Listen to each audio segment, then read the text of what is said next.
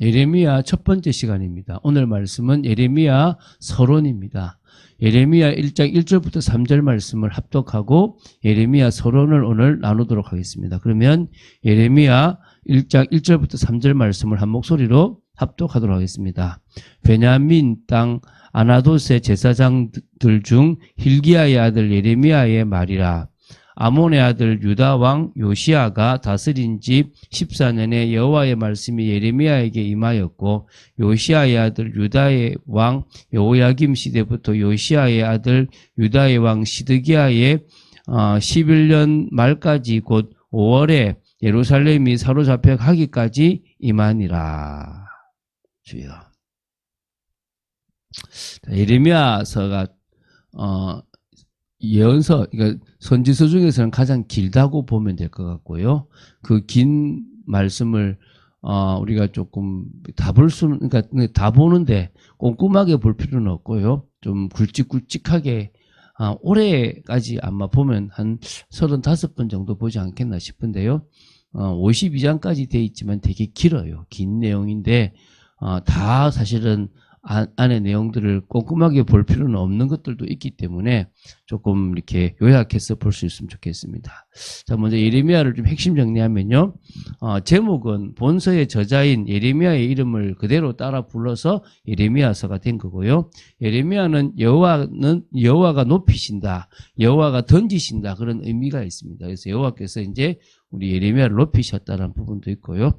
또 저자는 역시 아까 예레미야 선지자입니다. hil기야 제사장이 hil기야의 아들입니다. 제사장 출신인데 선지자가 됐다는 겁니다. 바벨론이 총 4차에 걸쳐서 침략을 받게 되는데요. 그러니까 지금 바벨론이 침략을 하고 남유다가 침략을 받게 되는데 그때 이제 멸망하게 돼요. 그 혼란스러운 시대에 예루살렘 현장에서 활동한 선지자입니다. 그래서 우리는 눈물의 선지자, 그 모습을 보고 너무 가슴 아파했던 눈물의 선지자라는 별명이 있습니다. 예레미야서의 어떤 기록 연대는 예레미야가 소명을 받을 때가 유다 제16대 왕 요시야 13년이라고 대략 한 BC 627년쯤으로 이렇게 보고 있고요. 그 요시야 왕이 무기토에서 전투에서 결국 전사하게 됩니다. 그리고 나서 이제 바벨론의 네 번째 침략이 있게 되고요. 그러면서 예루살렘이 BC 586년에 함락이 됩니다. 그리고 이제 바벨론에서 여호야긴이 방면된 시기까지가 나옵니다. 그러니까 그게 BC 561년 뒤에도 추가한 것 같은데요. 그러면은 이게 그러니까 활동한 것은 586년까지 활동을 했지만 이 기록된 것은 BC 627년부터 561년까지 대략 한 65년 정도의 기간을 이렇게 그 기간만에 이것이 기록됐다라고 보시면 됩니다. 수신자는 당연히 남유다 멸망 당대의 그런 그 백성들이고요. 또 포로기 시대의 유다 백성들이 1차 대상이고 또 우리에게도 주시는 음성이 있다라고 보시면 됩니다. 내용은 뭐 이렇습니다. BC 586년에 예루살렘이 바벨론으로부터 함락됨으로 말미암아 남유다가 완전히 멸망을 하게 됩니다. 그 전후에 선포됐던 유다와 주변 열방에 대한 심판과 회복과 이 예언들, 이런 부분들이 지금 나옵니다. 특히 그 현장에 참여하면서 핍박도 받고 갇히기도 했던 이 예레미야 선지자가 정말 그 당시 있었던 급박한 그 일련의 사건들을 예언했던 부분들에 대해서 좀 우리가 좀 귀 있게 보고, 또 그것이 어찌 보면은 앞으로 일어날 말세에 대한 부분들과 조금 연관되어 있지 않나라고 볼 수 있습니다. 좀 기본 이해를 한다면요. 이사야부터 말라기까지 우리가 구약 예언서, 선지서는 총 17건입니다. 모든 선지서 중에서 중요한 사건이 두 가지가 나오는데 그게 예루살렘이 함락되면서 남유다가 멸망하는 사건입니다. 그리고 포로에서 귀환하는 사건입니다. 이 두 가지 사건이 사실은 이 선지서를 볼 때 우리가 귀 있게 봐야 될 어떤 사건입니다. 이 두 사건을 향하여 하나님께서 집요하고도 악착같을 정도로 끈질기게 인간의 불성실과 타락에 대해서 하나님의 공의의 심판이 있을 거라고 선포하세요. 그리고 그 모든 것에도 불구하고 여호와 하나님께서 지극한 사랑으로 또 성실과 열심으로 인간의 구원의 역사를 이루어 나가시고 그 구속사를 이루어 나가신다는 것이 증거돼요. 그러니까 심판과 멸망, 또 그러면서도 하나님의 구속사, 이게 늘 이야기되었던 부분이라고 보시면 됩니다. 그래서 이 예레미야는요, 예루살렘이 함락되어 남유다의 최종 멸망 사건의 현장에서 가장 광범위하고도 가장 치열하게 그 현장에서 참여하면서 활동했던 그런 선지자라고 보시면 됩니다. 그래서 그 시점은 모든 구약, 아까 이 예언의 1차적 분수령이라고 말하는 BC 586년 남유다의 멸망, 다시 말하면 그 바벨론의 제3차 침입인데요. 그걸로 말미암아 이제 일어나는 일이고요. 그래서 주요 활동 연대가 BC 627년부터 586년입니다. 요 시기거든요. 그래서 그런데 실제 이 예레미야가 가장 예언을 많이 했던 시기가 언제냐면 BC 588년 다시 말하면 세 번째 침입한 588년부터 마지막으로 멸망될 그 586년 588, 587, 586, 요 3년 동안에 가장 많이 집중돼 있어요. 이때가 거의 한 85%가 될 정도로 그 당시 있었던 부분에 가장 많이 예언이 되어 있다라고 보시면 돼요. 그러니까 그때 회개해라, 그냥 돌아서라라고, 그러니까 가라, 바벨론으로 가라고 하니까 이제 거의 이제 친바벨론 바로 이렇게 몰릴 정도로 그렇게 되어 있거든요. 이 예레미야서는 구약 선지자들이 썼던 선지서 중에서 가장 방대한 분량의 책이라고 해요.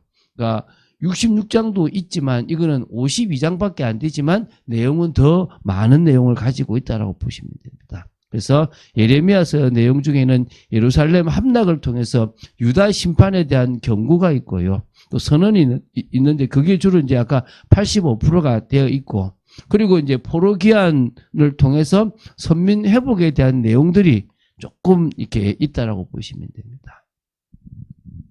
자, 예레미야가 선지자로서 처음 소명을 받은 때가 BC 627년 제16대 왕 요시야 왕이 한창 종교개혁을 일으킬 그때입니다. 근데 이 종교개혁을 일으키기 전을 보면 히스기야가 종교개혁을 했던 거를 이제 마무리하려고 하는 부분인데 그 사이에 누가 있습니까? 므낫세 왕과 아몬 왕이 즉위해서 도덕적으로 또 종교적으로 완전 타락을 했습니다. 우리 그런 스바냐서에서 봤지 않습니까? 그거를 다시 요시야가 종교개혁으로 일으키려고 했는데 사실은 이걸 하다가 결국은 이 무기토 전쟁에서 죽어버립니다. 애국가의 전쟁에서. 결국 이게 다 허투루 다시 무위로 돌아가 버립니다. 그리고 애굽왕이 그 뒤에 있었던 여호아하스 왕을 3개월 만에 폐위시키고 제18대 왕 여호야김을 이제 세우게 됩니다. 그때부터 이제 급격히 뭡니까? 이 므낫세 왕과 아몬 왕이 했던 그 우상을요 다 부활을 시켜요.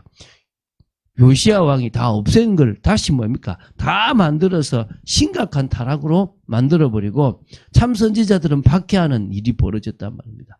결국 하나님께서 그 나라를 심판하실 수밖에 없고 멸망해서 포로로 끌려갈 수밖에 없는 겁니다. 그 시대에 그 BC 627년부터 586년까지 약 40년 동안의 그 하나님의 말씀을 이스라엘에 대언했던 사람이 이 예레미야입니다. 예레미야는 그 어떤 선지자보다도 유다 멸망의 현장에서 가장 극적이고 가장 치열하게 활동했던 선지자라고 보시면 됩니다. 그래서 예레미야서는 다양한 메시지를 통시적으로 제시한다기보다는 이제 막 여호와의 심판 예언이 현실로 실현되는 그 처참하고도 급박한 현장에서 기본 메시지들을 아주 반복해서 이야기하고 있어요. 그래서 이 부분을 좀 지나가자고, 너무 많이 복잡하게 할 필요가 없다라고 보시면 됩니다. 그래서 예레미야가 전가하고자 하는 메시지를 세 가지로 축약할 수 있어요. 첫 번째가 뭐냐면 더 이상 돌이킬 수 없이 타락한 유다를 여호와께서 북방 이 바벨론을 통해서 심판하실 것이다라는 메시지를 첫 번째예요. 두 번째는 바벨론에 의한 유다의 멸망은 이미 확정되었으니까 거부할 수도 없고 막을 수도 없다. 이게 두 번째예요. 세 번째는 여호와께서는 일시적으로 선민을 심판하사 그들의 역사상 한 시기에 세웠던 남북 이 분열 왕국을 멸망시켰지만 결국 이스라엘 민족 자체는 버리지 않고 다시 마실 것이다. 회복하시다 할 거라는 메시지예요. 그러니까 이 세 가지가 분명하게 이제 계속 증거되고 있다라고 보시면 됩니다. 근데 이걸 그 현장에서 직접 막 그 백성들이 당하는 모습을 다 지켜봤기 때문에 눈물의 선지자라고 이렇게 우리가 알고 있고요. 그리고 아까 조금 말씀드렸는데 586년까지 메시지를 했지만 이 기록은 그 뒤에 사건들이 추가로 더 붙어져서 627년부터 561년까지 그걸 다 이렇게 기록해 놓은 거라고 보시면 됩니다. 좀 구조를 본다면 총 52장이잖아요.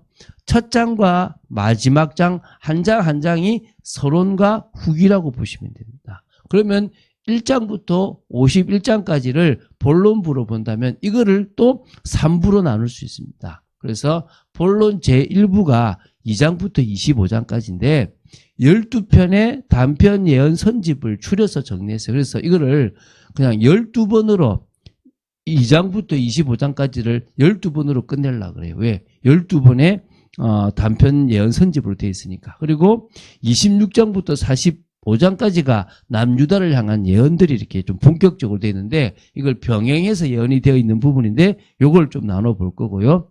그리고 46장부터 51장까지가 본론 3부인데 이게 유다 주변에 있는 나라 10개국을 향한 예언이에요.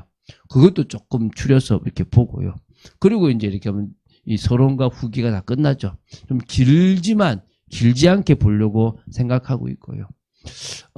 결국은 우리가 깨어있고 주님을 바라보는 그런 것이 중요하거든요. 저는 그렇게 생각됩니다. 그 시대나 지금 이 시대나 깨어있는 사람들은 그 시대에 하나님이 기뻐하신 일을 했고 하나님의 뜻을 이루었다고 생각됩니다. 그래서 다니엘이라는 인물, 에스겔이라는 인물들은 요시아의 종교 개혁을 통해서 신앙이 들어갔고 그것이 심어졌던 인물들입니다. 그들이 어디로 갑니까? 이제 포로로 가서 또 하나님의 일을 감당하죠. 이 시대에도 마찬가지입니다. 멸망이 있고 어려움이 있을 그때에 우리가 그 핍박을 당한다, 당하지 않는다 말이 많지만 믿음의 사람들은 결코 그 모든 것에 흔들릴 필요가 없고 주님을 향해서 나아가면 되는 겁니다. 오늘 이 시간 우리가 믿음을 가지고 나아가고 또 말씀을 따라 나아가고 이 예레미야서를 쭉 봐나가면 좀 더 복된 응답의 시간, 그래서 뭐 너무 이렇게 막 상세하게 볼 건 아니지만 조금 그래도 어떤 내용들이 있는지를 보는 그런 시간이 되어져서 이 예레미야서를 보는 중에서도 하나님의 공의와 하나님의 사랑과 하나님이 이 시대를 향한 계획들을 볼 수 있는 시간 되기를 주 예수 그리스도 이름으로 축원드립니다. 주는 그리스도시요 살아계신 하나님의 아들이심을 고백합니다. 예레미야서 서론을 나누었습니다. 예레미야서가 이 급박한 그 시대에 예레미야가 그 시대를 향한 하나님의 말씀을 기록했듯이 아버지 하나님 이 시대에 우리가 하나님께서 하시고자 하는 것들을 보며 인도받는 축복의 저희들 되어지기를 간절히 소원합니다. 성령의 능력을 더딥혀 주시옵시고 믿음을 고백하는 저희들 되도록 지켜주시옵소서. 주 예수 그리스도 이름으로 기도드립니다. 아멘.